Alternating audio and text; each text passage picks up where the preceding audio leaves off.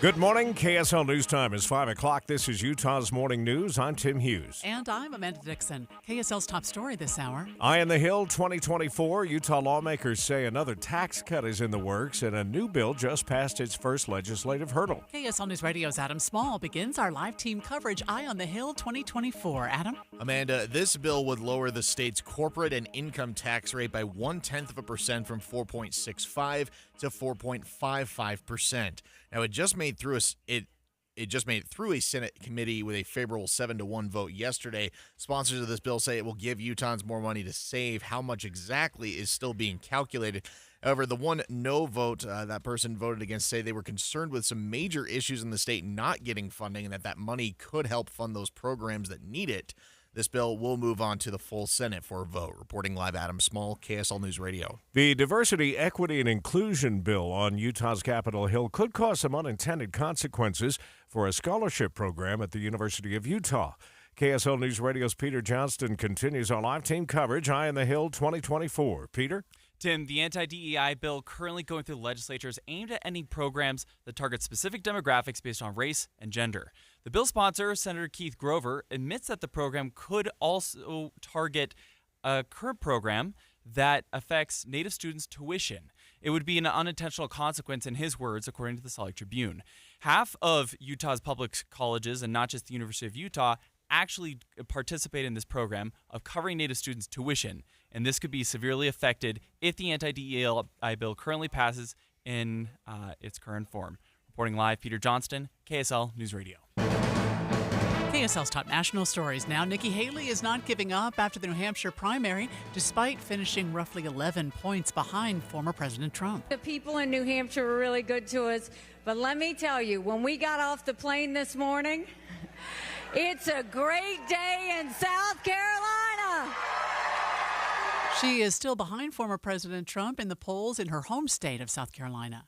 2 more states are cracking down on social media for kids. A Florida bill banning anyone under age 16 from signing up for most social media platforms is advancing in their legislature. New York City also moving to make social media access for minors more difficult. In New York City, we are the first major city in America to take this step. The mayor has now designated social media as an environmental toxin and public health hazard.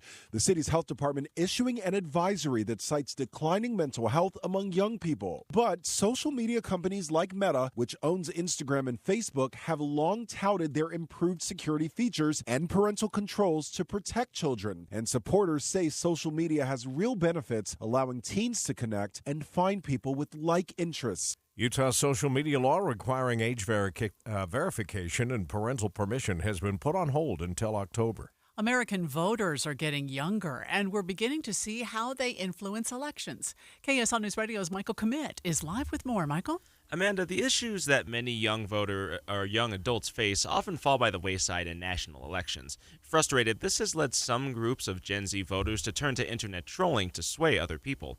Gabby Sinlason is a senior partner at Elevate Strategy, and while her group is all for pushing a more progressive agenda, she believes there's a better way for Gen Z to engage in elections. The way that I would operate, right? If I had time, investment, excitement, and people that wanted to get involved, I think it takes a little bit more than, some of this like misdirection. She's hoping that Gen Z will become active participants in elections at a local level and that candidates will begin speaking to young voters in a way that they can relate to. Reporting live, Michael Commit, KSL News Radio. First look traffic this morning. Let's go to Andy Farnsworth.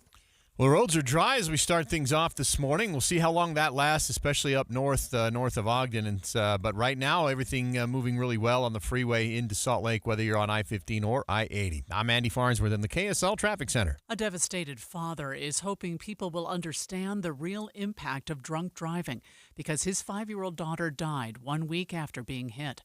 KSL TV's Debbie Worthen reports. As Samir Lilac sits in his living room, he's trying to process the death of his daughter, Lenny. She was like my little princess. He says she was the light of his life. Every morning she'll come around that corner and run full speed and give me a hug. Lilac says the two of them and his son were hit last Sunday.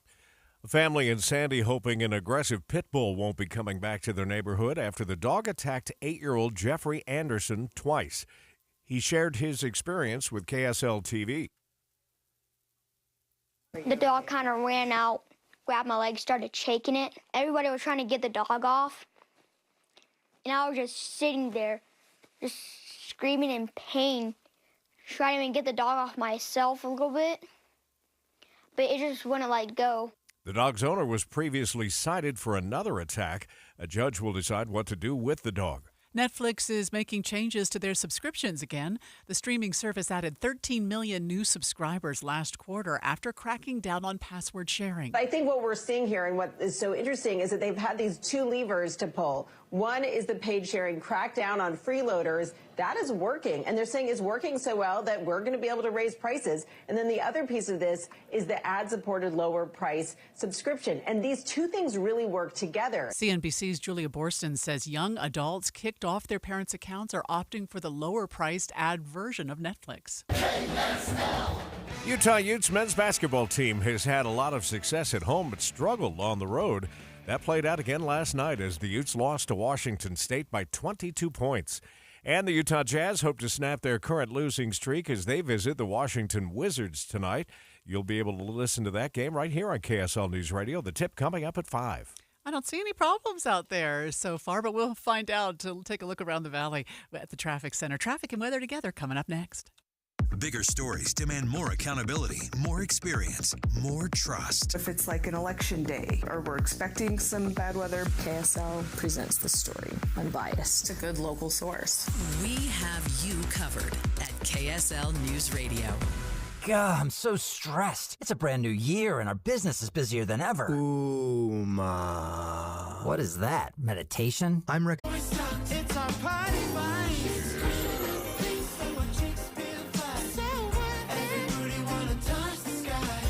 Charmin Ultra Soft is irresistibly soft and more absorbent so you can use less. Enjoy the go with Charmin. IVC, Interventional Vascular and Vein Center, is having a New Year, New Leg special event on Saturday, January 27th.